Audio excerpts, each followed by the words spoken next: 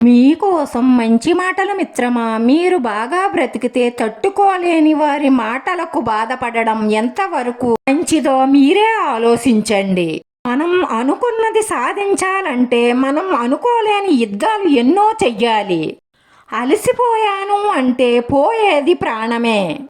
ఆట ఎంత కష్టమైతే నువ్వు కూడా అంతే కఠినంగా మారక తప్పదు. మొండిగా ముందుకు వెళ్ళాలే కానీ మోయలేని కష్టమంటూ ఉంటుందా? ముందుకు వెళ్ళడానికి కాస్తంత ధైర్యం కావాలంతే. మనిషి భయాన్ని మోస్తున్నంతసేపు బాధలను మొయ్యక తప్పదు. కష్టాన్ని నమ్ముకున్న ఏ కథ కూడా కన్నీటిని లెక్క చెయ్యదు. మీ ఆలోచనలకు అంతం లేకుంటే మీ మనసుకు శాంతి ఎక్కడుంటుంది? అదే పనిగా ఆలోచించడం మానేస్తేనే కదా ఆదమరసి నిద్రపోగలరు. ప్రశాంతంగా ఉండండి, వాటంతట అవే సర్దుకుంటాయి. బాధలు ఎవరికి లేవు, అందరికీ ఉంటాయి. అయితే వాటిని మాత్రం బయటకు చెప్పుకోకండి. మీ ప్రయత్నంతో వాటిని బయటకు పారద్రోలండి. నలుగురికి చెప్పుకొని నవ్వులు పాలు కావడం మానేసి నవ్వుతూ వాటిని సాగనంపే ప్రయత్నం చెయ్యండి. చాలా ఆనందంగా ఉంటారు. దారి ఎంత కఠినమైనదైనా సరే కలిసి ఉండాలి అని ఒకసారి చెయ్యి పట్టుకున్న తరువాత కడదాకా కలిసే ఉండాలి. తప్పదు. ఎందుకంటే మిమ్మల్ని నమ్ముకున్న ప్రాణానికి మిమ్మల్ని మించిందేదీ ఉండదు. ఇది మాత్రం బాగా గుర్తుంచుకోండి.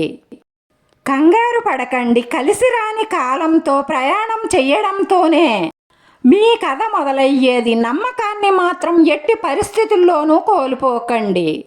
ఎందుకంటే ఏ కథనైనా సరే నిలబెట్టేది నమ్మకం ఒక్కటే కాబట్టి. రేపటి బరువుని ఈ రోజు నుంచే ఎందుకని మొయ్యడం? రేపటి కష్టాన్ని రేపటికే వదిలేయండి. ముందు ఈ క్షణం సంగతి ఏమిటో, చెయ్యవలసిన కర్తవ్యం ఏమిటో, ఆచరించవలసిన ధర్మమేమిటో అది చూడండి. రేపు ఏమవుతుందో అన్న భయం మానేసి ఈ రోజు ఆచరణలు పూర్తి చేస్తే రేపటి గురించి చింతించవలసిన పనే ఉండదు. మీ యొక్క స్థాయిని అంచనా వేసేవారి స్థాయిని ఎప్పుడూ కూడా మీ క్రిందేనని మర్చిపోకండి. వారి సీత్కారాలకు కృంగిపోకండి. వారికి సమాధానం చెప్పాలి, వారికి బుద్ధి చెప్పాలి అనే ఆలోచనే ఒక పిచ్చి ఆలోచన. ఎందుకంటే వారికి బుద్ధి అనేదే ఉండదు. ఇక మీరు వారికేం బుద్ధి చెప్పగలరు? మూర్ఖులతో వాదించడం కూడా మూర్ఖత్వమే అవుతుంది. కష్టం రాగానే కథ ముగిసింది అనుకుంటే ఎలా? మీ కర్తవ్యాన్ని గుర్తు చేసేవే కష్టాలు. మీ స్థిరత్వానికి అడ్డు తగిలేవి కన్నీళ్లు. మీ కన్నీటిని పక్కన పెట్టి మీ కర్తవ్యం వైపు అడుగులు వెయ్యకుంటే మీ ప్రయత్నానికి అలాగే మీ పట్టుదలకు అర్థమే ఉండదు.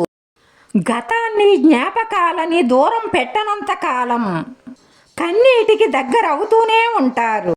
ఇది అర్థమైన రోజు చాలా ఆనందంగా ఉంటాం.